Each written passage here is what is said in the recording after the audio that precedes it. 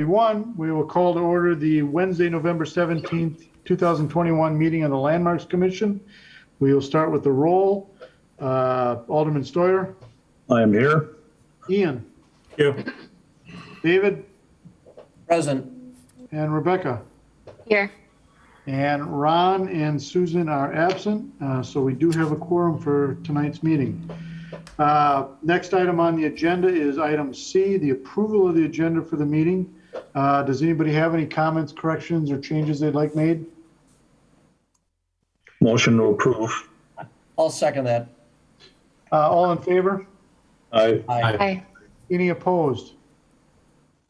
Approval of the agenda, motion carries. Next item is item D, approval of the minutes. There are two sets of minutes that we have to approve tonight. The first set is for the regular scheduled October 20th, 2021 meeting of the Landmarks Commission. Any comments, corrections, or changes for those meeting minutes? I'll make a motion to approve. Second. All in favor? Aye. Any opposed? Motion carries. Second set of minutes are the approval of the minutes from the special meeting of the Landmarks Commission that took place on November 1st, 2021. Changes to those minutes? Motion to approve. I'll second. All in favor? Aye. Any opposed? Motion carries. On to item E, regular business. Item E1 is the election of officers for the Landmarks Commission. Stephanie, do you want to walk us through the procedural steps for this? Sure. It's fairly similar to doing any sort of regular business. So you'll make a motion for a nomination. There needs a second, and then you vote on that nomination. So after the first call for nominations, you have to ask 3 times to make sure that all nominations are heard. Same for the vice chair role.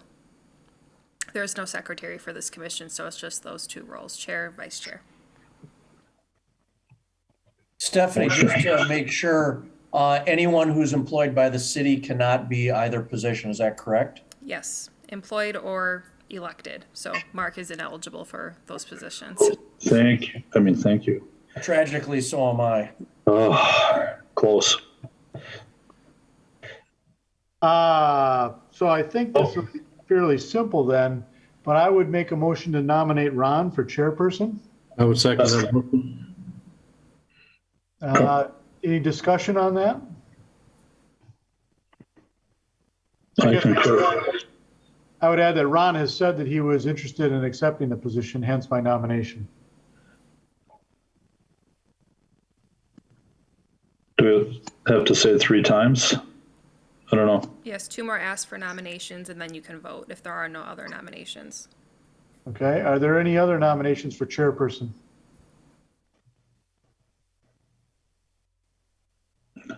And again, are there any other nominations for chairperson of the Landmarks Commission? Hearing none, I guess I would call for a voice vote on electing Ron Dane as chairperson of the Landmarks Commission. Alderman Steuer? Aye. Rebecca? Yes. Ian? Yes. And I would also vote yes. So that motion carries and I'll vote effectively- yes too. Thanks. Oh, I'm sorry, David. Ooh, he's gonna write something bad about you in his book. But I heard that he also voted yes, so the motion did carry unanimously. Second item then would be to nominate a vice chairperson. I would nominate Paul Motzke to the vice chair position. I second that.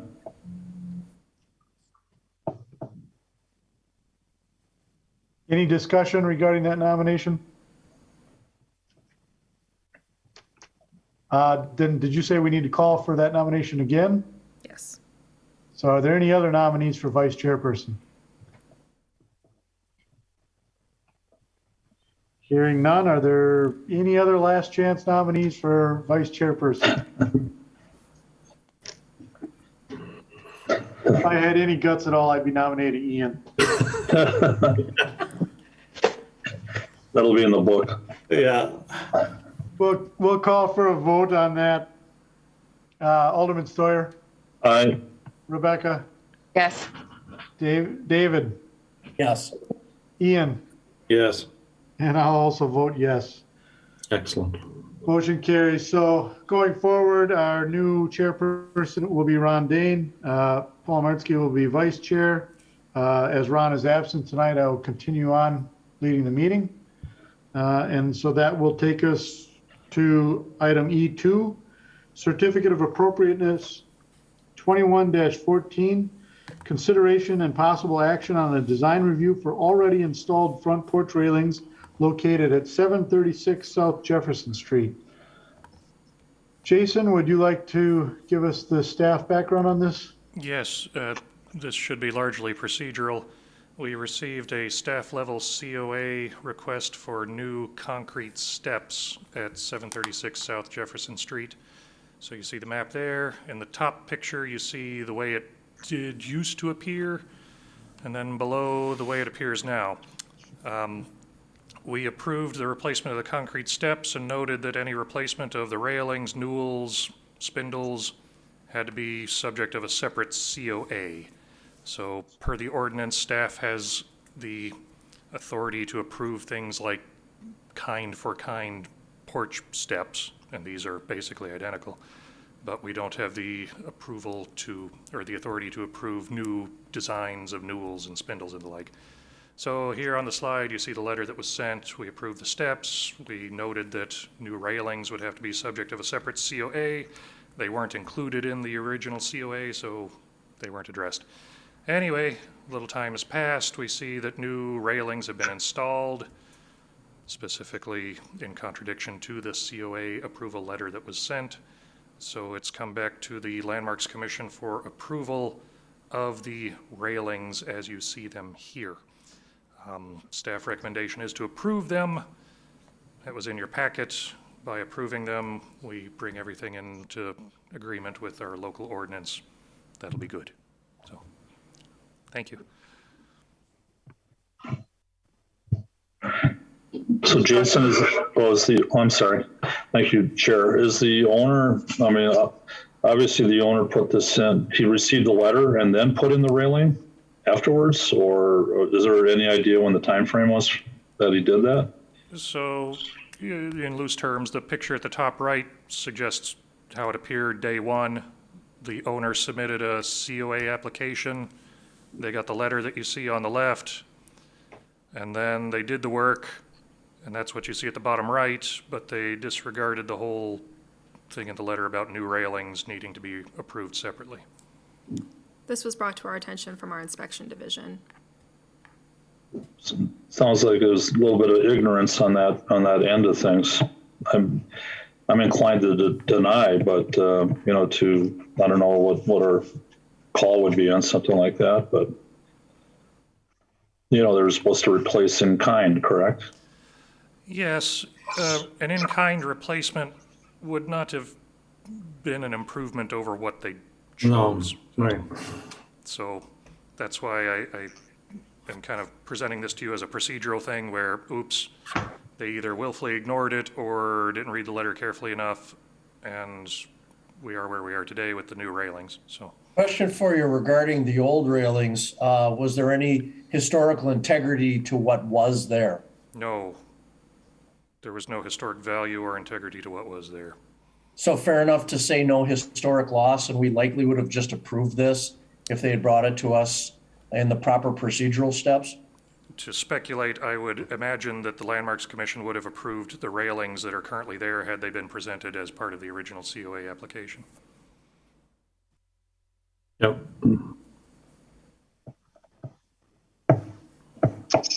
I guess I would make a motion to approve this certificate. I would second that. Any further discussion? Hearing none, all in favor? Any opposed? Motion carries. Next item is item E3, Certificate of Appropriateness 21-31, consideration and possible action on a design review for door and window replacements located at 840 South Jefferson Street.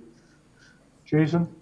So this is part of a fairly extensive remodel focusing primarily on the interior, but there are 5 aspects of this COA application that impact the exterior of the house. So you saw the map, you saw the house. In brief, these 5 things are as follows.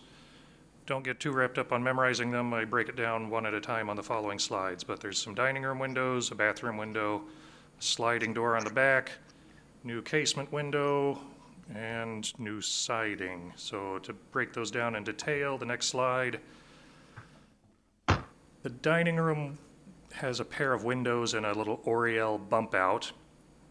And the COA application calls for replacing these 2 windows with some 6/6 windows from Pella, I think it was. The new windows will match most of the new windows that have already been installed previous to the Landmarks Commission having the approval authority that it has now. I don't really see any issue with these except to get into the nitpickiness of the way the grill looks, and I'll get into that a little bit later. You know, there's the grill on the outside, the grill on the inside, and as spec'd by Pella, there's nothing between the panes of glass, but there should be, so keep that in mind. Second thing, on the back of the house, there's a window replacement for the upstairs bathroom. So in the picture at bottom left, I've kind of drawn a yellow square around the entirety of that window. I'm catching some siding. The homeowner had purchased a new window for this back in, I think, 2008, would like to finally install it.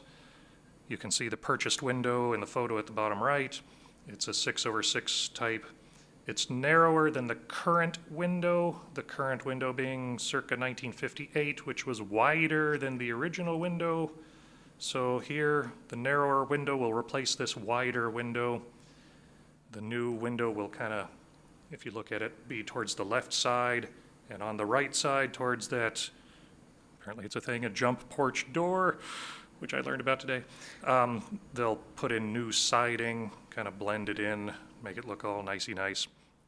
That's the extent of item number 2. Moving on, item number 3, downstairs, the larger gold box that I've drawn shows where this sliding 1970s patio door is. And it's a little bit hidden because I think there's a kind of an antique stove or something in the way there. The other smaller rectangle that I've drawn, so we're pulling out that sliding door, that patio door, and putting in a one width person door. I've kind of illustrated, relatively speaking, where that one width person door will go. It's a little bit to the side of the sliding door. Apparently, though, the extant framing, if you do the structural archaeology, suggests that that's where the door used to be. The new door, homeowner is looking for a door that matches the one on the front of the house. You know, end of the story here. I think this is an appropriate change. So moving on to number 4. Again, you see the big box showing the sliding patio door, the smaller vertical rectangle where the new door will go, and then this yet smaller rectangle shows where a new window is going to go. And that's another Pella window. These are casement windows. Again, I have that issue with the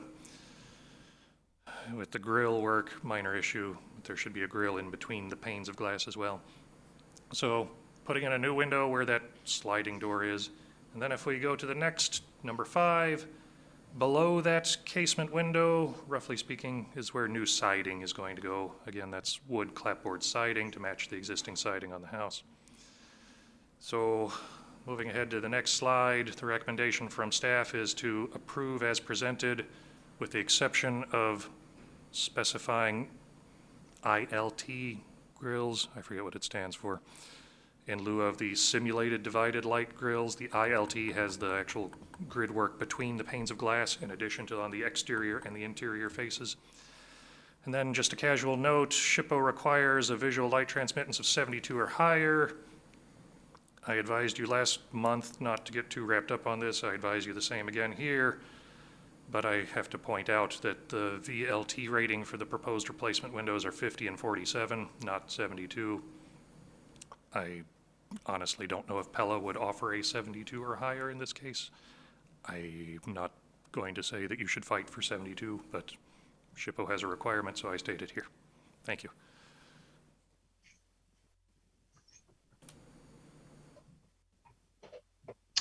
Okay, discussion? Jason, is it reasonable to say that this proposed work, the historic integrity that was altered in approximately the 50s? So in the absence of any photograph documentation of the original condition of the house, all of these changes appear to be sympathetic to the historic integrity of the home, and in my opinion, would be improvements over the 1950s through 70s changes that had been made earlier. If you want to get really nitpicky, I don't know that 6/6 windows were an authentic choice, but a lot of the windows have already been replaced with that style, so might as well commit to it. I don't know if the originals were probably 2/2s or 1/1s, but that's very. In particular, I was thinking the patio window, or the patio door rather, and returning to a single pass-through is restoring what it likely would have looked like. Would you concur with that? I would concur with that. I think Jason's right. I think it's all heading in the right direction on all of this. Honestly, I have no concern on this one. The owner is here, and if you want to hear from her, I would make a motion to open the floor. I'll second that. All in favor? Aye. Aye. Any opposed? Okay, Mark or Alderman Strayer, did you have? Yeah, hello, Jacqueline. It's been a while. Anyway, we were just looking at it, and we were just wondering, Mr. Jason Flatt brought up the fact about the 72 versus the 50 and 47. You heard that with the window. Was there anything in your research that found that you could bring it up higher or not? What was your experience? You know, in terms of that, when I talked to Pella, this is what they could give me.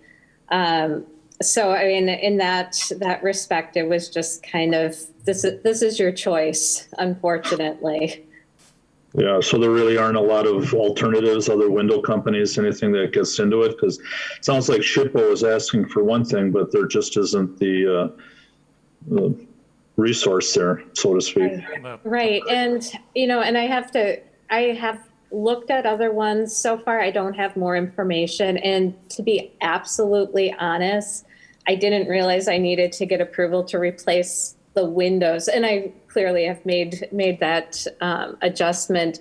So the windows are ordered. I can make changes to that order, but I'm not sure that I can completely cancel the order without forfeiting quite a bit of money. Yeah. I think the ratio of the shading on the windows is much more applicable if it's a commercial facility. I mean, really what they want is, in specifically the downtowns, that people can actually see into the shops and see what's happening on inside. And that's where the visible light transmittance is more applicable. I have no concern with that on our residents whatsoever. Okay. If it was a 5%, Yeah. And it was almost blacked out, that's one thing, but these are not. So as far as the siding goes, I mean, it's going to be very similar to what you have right now, and how will you'll splice that in nicely so that it's seamless, or how will that look? Yeah, so your siding, I had actually done the whole south side of my house in 2008, 2009 using cedar.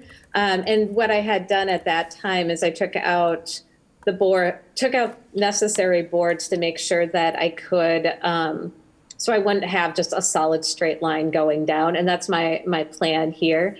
I'm assuming there'll probably be some boards that will simply need replacement in the process as well, which will, I think, help add to the kind of variated areas where that siding is put in. But as of all it is going to be the cedar siding matching exactly what I have, same width, whole thing.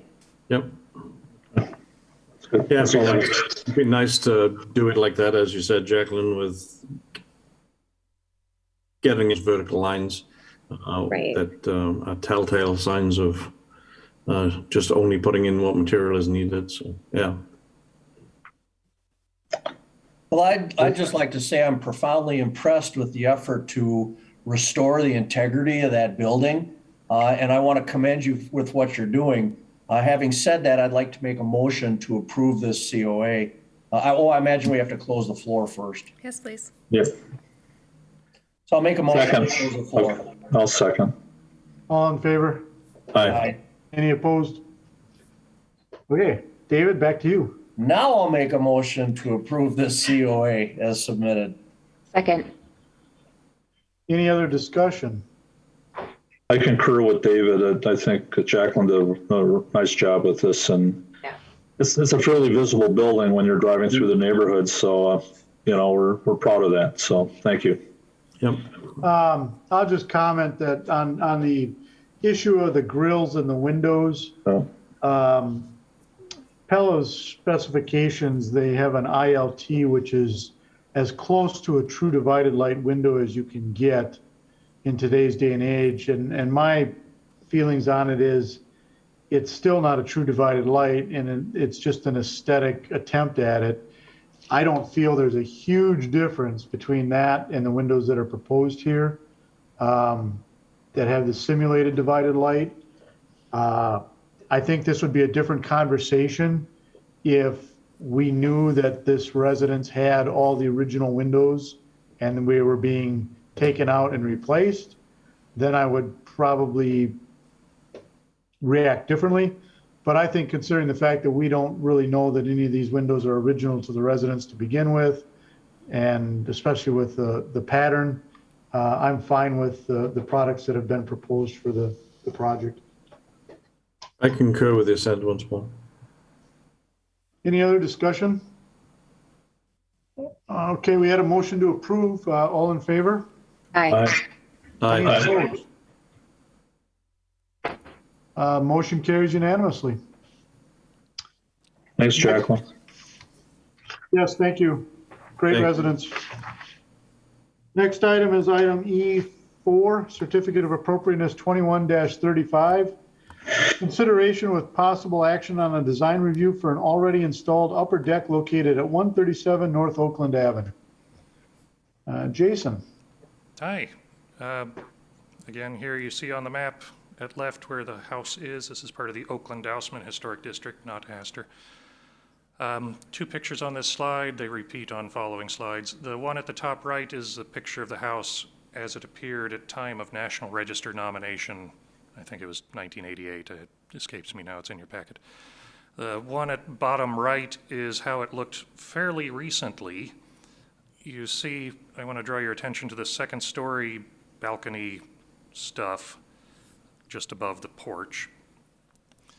So it was different between 1988 and not too long ago. And then I guess the story goes that a storm came through and there was damage to that balcony and the porch roof. And you can see two photos of that storm damage at left. And as I understand it, the City of Green Bay inspectors advised the homeowner of the requirement that any changes to what had been there needed to have Landmarks Commission approval. And that didn't happen. So next slide. A little bit of time went by and a new second story porch had been installed. And here are the other photographs at right. Again, you see the National Register nomination photograph top right, a repeat of the recent photograph bottom right, and then center bottom is a detail of how it had recently looked, just for comparison's sake with how it looks now. So it'll be a surprise to me. I forget what the next slide is. So I took a look at this and went into some detail in your packet materials, but there is Preservation Brief 45, which deals specifically with porches, appropriate design, especially to adapt it to modern code requirements. So for example, on the left here, you see a picture of railing that's been adapted to be slightly higher to meet code requirements, all with the blessing of Preservation Brief 45. At the top right, there's a little black box that say what Secretary of Interior standards this came from, but this is regarding wood stuff. And with wood stuff, it says new work should match the old in material, design, scale, color, and finish based on photographic, documentary, or physical evidence. And what you shouldn't do up there, it says use replacement material that does not match the design of the original feature. And at a very high level, bottom right, Secretary of the Interior Standards, number 6, says that if you replace something, it should be substantiated by documentary or physical evidence. So with all of that in mind, I have a little bit of, well, I have a refresher on the ordinance on the next slide. I remember that much. So we have a by definition issue where work was done without a COA, where the homeowner knew that a COA was required. And as best I read this, we need to find some solution that would satisfy the requirements of a COA from the Landmarks Commission. So you can do many things. You can demand that it be torn off and try again. You can demand that the work be modified. Or if you're happy with the work as already accomplished, you can issue a COA for what you see in front of you today. Next slide. It's my opinion that the overall design of the current balcony does not conform to the Secretary of the Interior standards, and it does have a negative impact to the integrity of the historic property.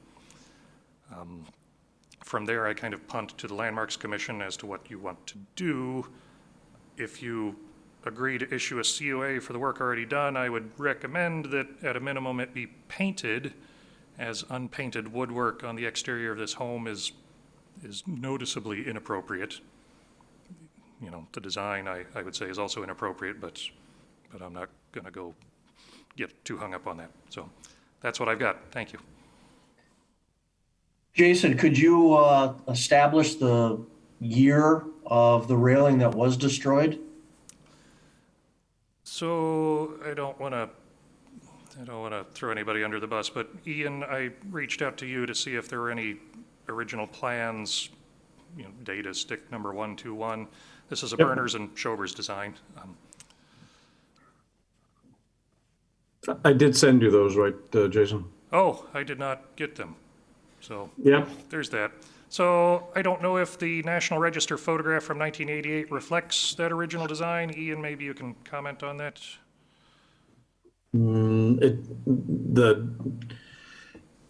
The original design does not look anything like what is now in this place.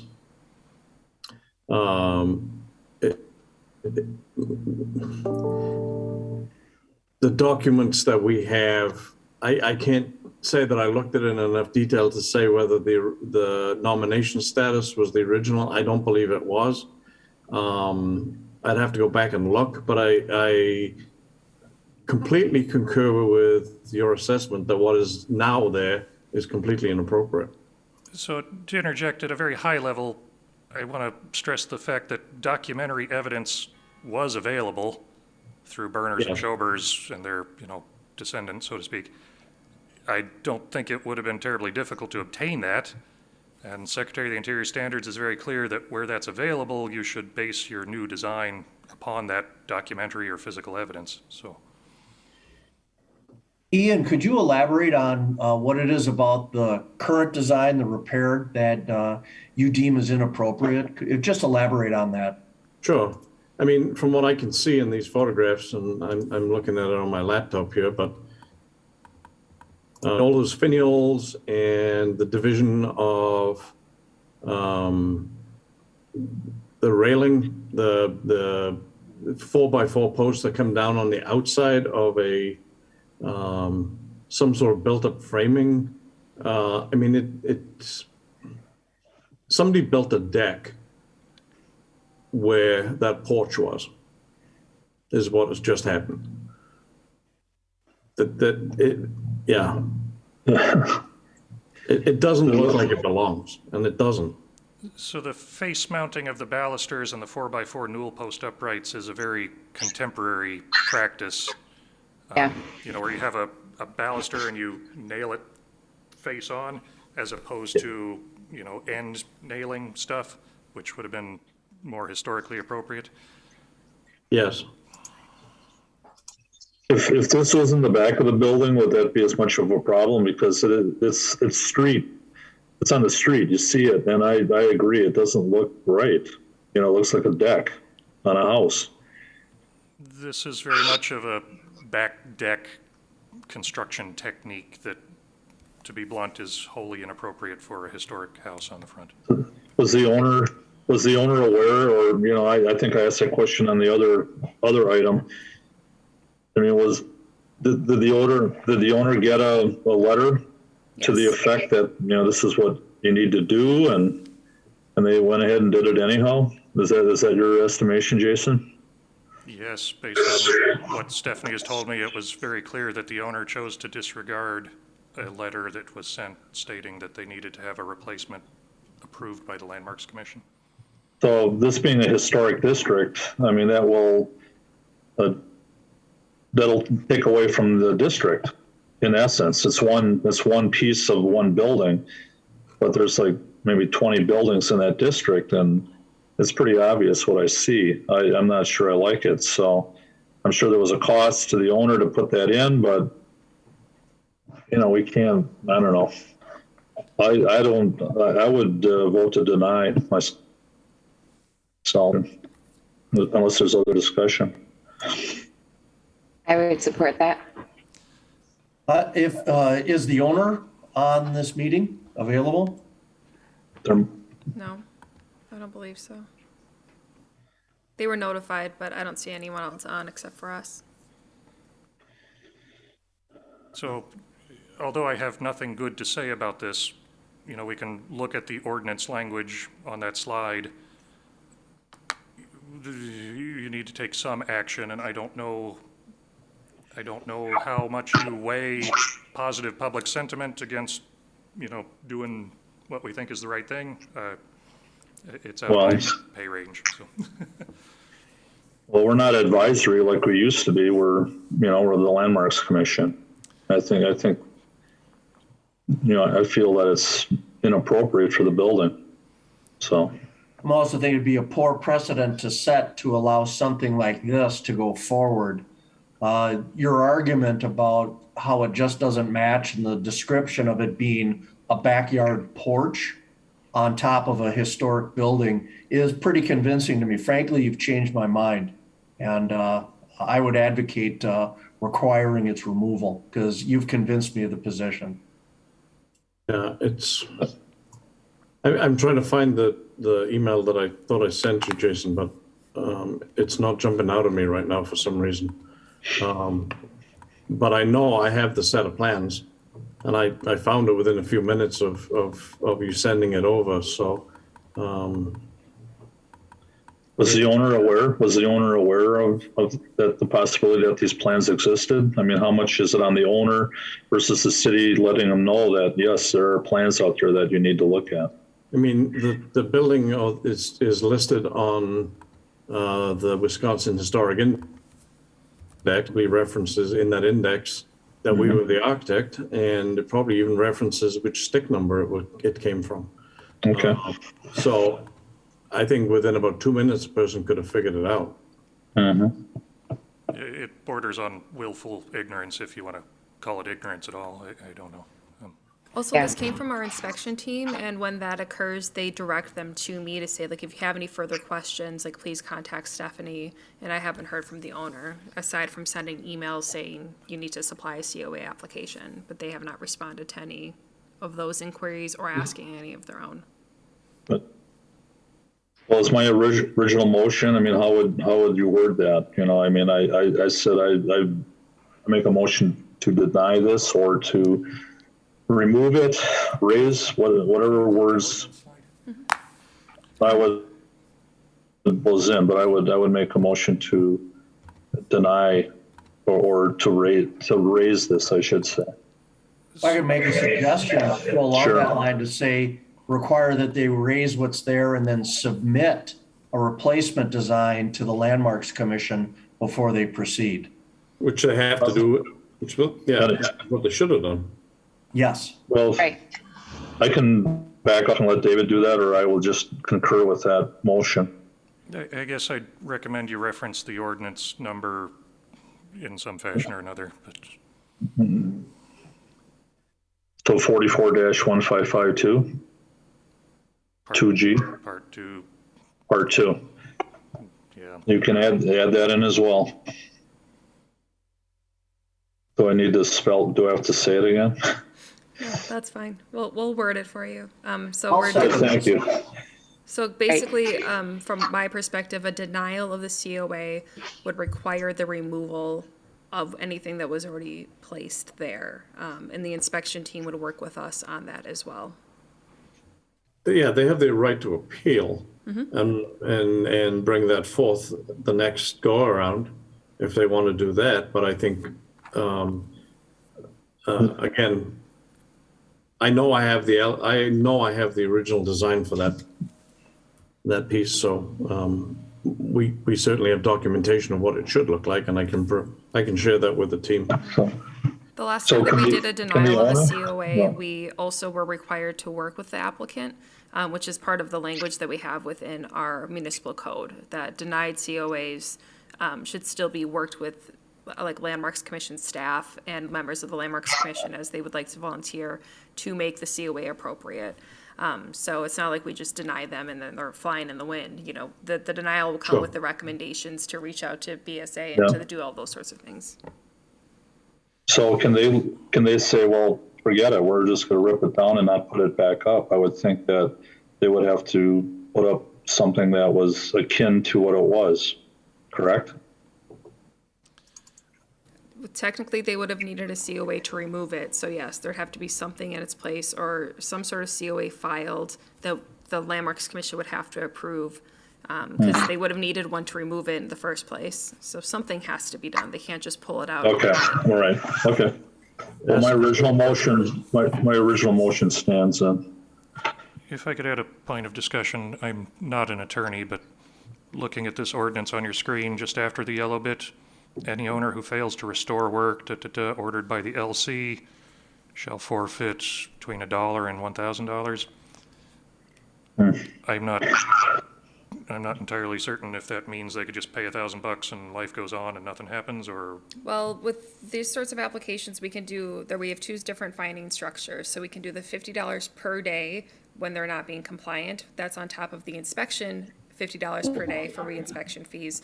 And then also just a one-time fee or fine that can be up to $1,000. Thank you. So just because they don't do it doesn't mean they pay $1,000 and that's the end of the story. It's $50 per day until they correct it or get some sort of approval through your body. Stephanie, I got a quick question about that. So if you meet with the owner and they said, hey, we will do this like in 2 weeks, are they still $50 a day until that happens? Legally, we can, but we usually don't. It's our department's policy that if you're working with somebody, we don't fine during that time. It's when someone doesn't do the work, is ignoring our request for work, Right. those sorts of things. That's when we start to accrue those fines. I'm fine with that. I just don't want to see it all pile up that way where, Right. Yeah, we're not trying to bankrupt people here. It's only if they're not responding to our request or giving us any information that we need that starts. And we give them plenty of warning ahead of time. Okay, I know they won't be happy about it, but say la vie. Can I, is it possible that I can share my screen? I have the drawings up for it now. Yeah, you should be able to. Thanks. Do you have the option? Okay.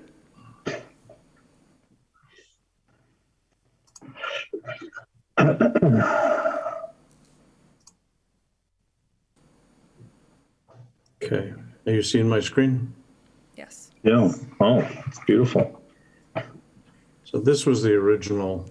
It looks like there wasn't access from the necessarily.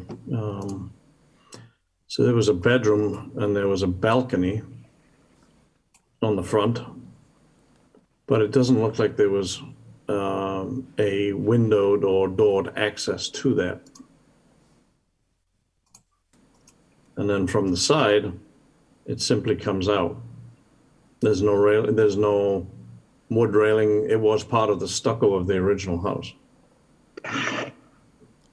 That was added in after the plans were already submitted. Somebody put that, Correct. so it's probably not historic in that sense. or, You can see here where my hand runs along, there was obviously an opening underneath that stucco wall, so any snow, rain would enter onto that and then come out and onto the gutter and down. But this looks like it's been removed in its entirety and rebuilt. that would be interesting to find out when that might have happened, you know, because the home was built when? Early 1900s, right? 1910 or so? These, April 19th, 1911. 1911. So that's a concern too, that it, you know, you look at the historic plan of the home and then you see the fact that the decking, so to speak, that second floor deck or porch wasn't part of that structure. So does that change the dynamic a little bit as far as looking at something that's not historic to begin with? Well, I believe it was listed with that, right, with the wood. the It was white listed wood. with a wooden balcony surround, but there's a few stylistic things to note. The one you see here and the one it had in 1988, the emphasis is on the horizontal. So you see it's wider than what was currently there now or immediately prior. And you see, you know, it's low. Whereas what's been constructed is narrower and much taller. Taller, fine for code reasons, but all of those vertical spindles and newels give an emphasis on vertical rather than horizontal, which is, you know, a direct challenge to the historic integrity of the design. So like an appropriate replacement would have been emphasizing the horizontal, and if necessary for height, you put a, you know, thin railing above that with some minimalist vertical supports. So To be honest, I think if that porch wasn't there and that roof over the porch itself was infilled, it would be less objectionable than what's designed and constructed. So it was put on the register in 1988 with what was taken down, correct? Correct. So in 88, it had some wooden stuff that was very horizontal and low. Sometime after 88, that was replaced with something still reasonably horizontal, but it was narrower and taller. And now the newest iteration is equally narrower and perhaps even taller, yet with an emphasis on vertical instead of horizontal. Well, they can't, in a sense, can't be penalized, can they, from 1988 on? Because we were an advisory committee until we became the Landmarks Commission. You know, how much of this is grandfathered in, so to speak? Well, none of it's grandfathered because it was demolished in a storm. So at that point, Secretary of the Interior standards say, well, if you're replacing a missing feature, it should be based on the documentary evidence. Here we have the documentary evidence. There's no correlation or relationship between what was built and the documentary way it should have been. So. Yeah. Interesting. Well, my thought along this line about what to do with these folks is to continue with our motion that Mark made, but to give these folks a chance to do the right thing. Sounds like they were willfully ignorant, but let's give them an opportunity to snap the leash once, share with them what Ian is showing here, that they could truly restore it to its original design. Give them a chance before we bring the hammer down and fine them. Yep. That puts it on them then to come forward and do it right. Yeah, this is a section through that porch. You can see the railing and so forth behind. You can see where the pitch of the adjacent roof either side goes up and how this one came down lower with an exit here down to the gutter and down. So that's a design element that was not set up as a porch. right, it wasn't an accessible porch, no, Right. at the time, unless you went out through the window. I see. I mean, it's one of the most iconic homes and of a style that is frankly sought after, and one of very few examples. I toured that house probably 15 years ago or more, and the inside was mostly intact, at least at that. Stephanie, have the owners, have you contacted the owners at all? Have they reached out to you at all? No, again, unless it was related to the inspection notice and us saying you need to get a COA, your house is historic, they haven't reached out to me at all. Well, there's ignorance and then there's, belligerence or some word like that. I'm not happy with that. There's a resource here that they could use, and I think they need to use it.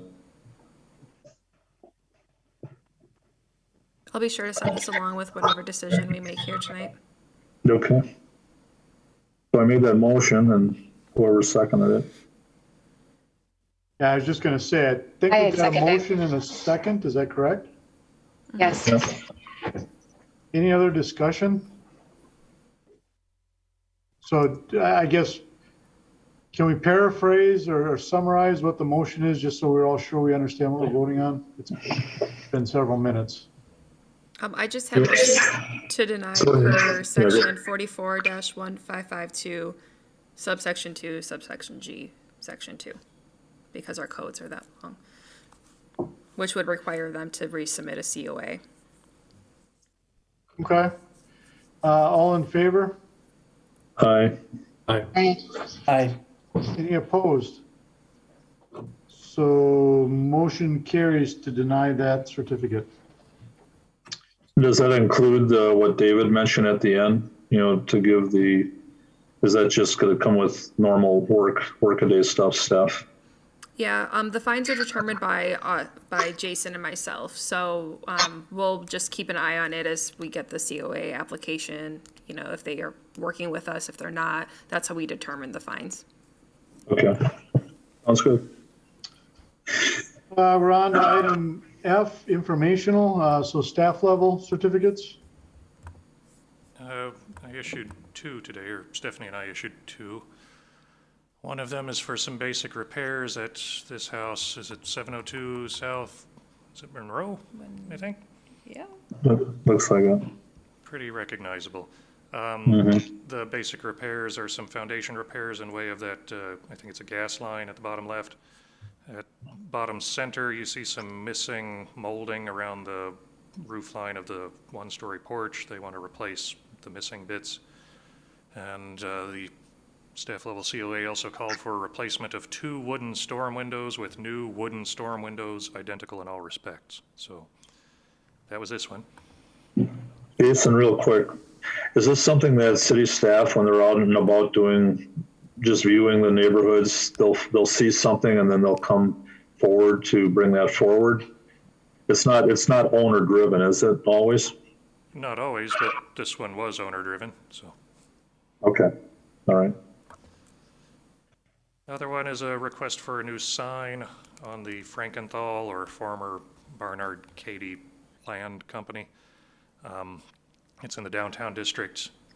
It's replacing some Wells Fargo can letters. You see them, the existing at the bottom left, with some new backlit can letters that say, is it Rudderware or is it Ruderwire? I don't know how to I say have it. no idea. Sounds good. So I think it looks better. new sign, same dimensions, same general stuff, different letters. Those are the only 2 staff level COAs that we've had. Okay. Raise and repair orders.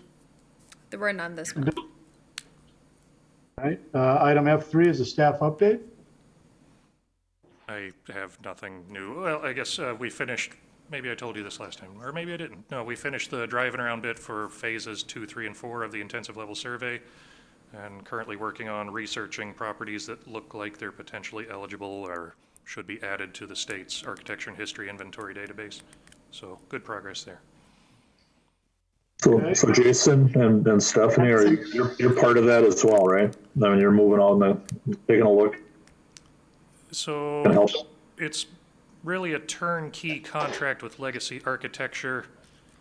As an aside, I ride around separate of my Green Bay role with the Legacy representative while they're taking all the pictures. So I'm literally in the car with the Legacy person for every road and every building in Green Bay, so that, you know, we can advocate for things that we believe in and, you know, be there when that person says, hey, this isn't so good, what do you think?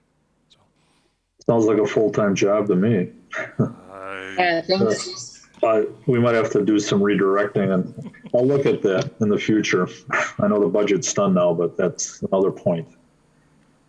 so You've been very good for us. we're not spending any city money on that aspect. Every dollar that's needed for this project is coming through the CLG sub-grant money through the state. Okay. Any other items for the commission tonight? No. I did just send to Jason and to Stephanie a link, I hope, which I thought I had done previously for that Fisk house. So if it doesn't work, let me know. I'm not very technical. Okay, thank you. I can add something, Paul. I belong to a nonprofit group called Strike a Chord. Some of you may have heard of it. We are actually in the process of trying to work out a deal with the former Confetti's nightclub, the old movie theater on Walnut. And we're looking for investors and a few other people. We just want to get control of the building so we can restore it. I know it's early on, and it may happen and it may not happen, but to me, it's been sitting kind of fallow for too long. So stay tuned for that. We're in the process of, I've talked to the city, Neil Steck-Schulte, and I've talked to Brian Johnson and a few other folks. So I wasn't really going to say much about it because it's kind of early on, but we'll be looking for right now, we're looking for investors. We don't have the money for it, but we're looking for investors that could come in, and we would just work along with whoever's move forward with some ideas. I know Ian, you probably have ideas, so. Maybe. So that's it. Well, good luck with that. Yeah. Is a significant building, but so you've got a challenge in front of you. So There's no doubt. Definitely. anybody have anything else to add? Okay, next meeting is scheduled for Wednesday, December 15th. If nothing else, I'd look for a motion to adjourn. So moved. Second. All in favor? Aye. Bye. Aye. Any opposed? Motion carries. Thank you, everybody. Good work tonight. Okay.